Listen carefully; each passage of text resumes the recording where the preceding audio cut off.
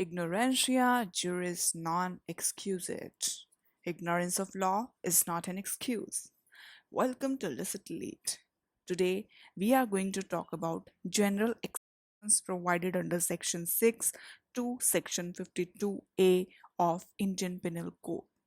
We will be doing this chapter in parts. So today, our first part has been started.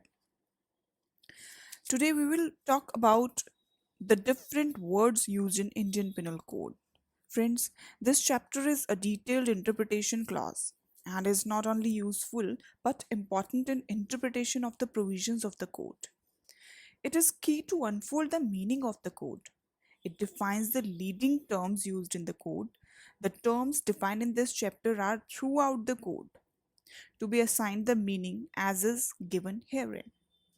So if we talk about section 6, section 6 is uh, providing the definitions in the code to be understood subject to exception. That means it is saying that throughout this particular code, all the definitions of the offense or every personal provision and every illustration provided thereof of that very definition or penal provision, and that shall be understood subject to the exceptions contained in the chapter entitled General Section Exception. 6 also says that though these exceptions are not repeated in such definition or penal provision or illustration.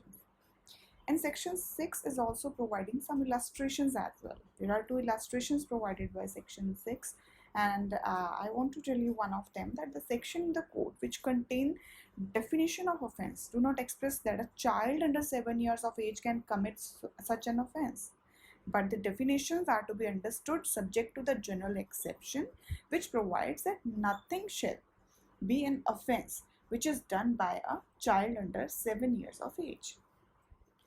Talking about section 7, section 7 is saying that every expression which is explained in part of this code, it is talking about every expression which is explained here is used in every part of this code in conformity with the explanation. It is having a conformity with the explanation provided here. Section 8 talks about gender. It says that the pronoun he and its derivatives are used for any person, whether male or female. Heading towards section 9, it talks about numbers, that unless the contrary appears from the context, words importing a singular number include the plural number, and words importing the plural number include the singular number. So they are inclusive of it. Section 10 is talking about man and women, where it is saying that the word man denotes a male human being of any age, and the word woman denotes a female human being of any age. So, a male and a female of whatever age is a man or a woman, respectively, under this section. For example, a girl of 6 years was held to be women for the purpose of section 354. Section 11 of Indian Penal Code talks about person. It is saying, it wants to tell us what it means by word person. It includes any company or association or body of persons, whether incorporated or not. So it wants to say that the word person includes not only a natural person but an artificial or judicial person as well. Idle, child in womb, whose body has sufficiently developed to have a separate identity. A municipal corporation is a person. A partnership firm is not a person and cannot be held liable under this code.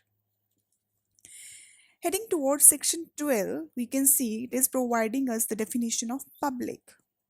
The word public includes any class of public or any community. This section is only inclusive and does not define the word public.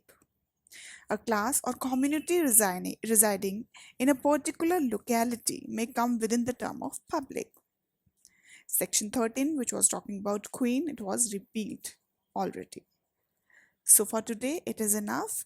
We will be coming up with the next part of this chapter. Thank you, friends, for listening patiently. Do not forget to like and subscribe our channel. See you again. Thank you.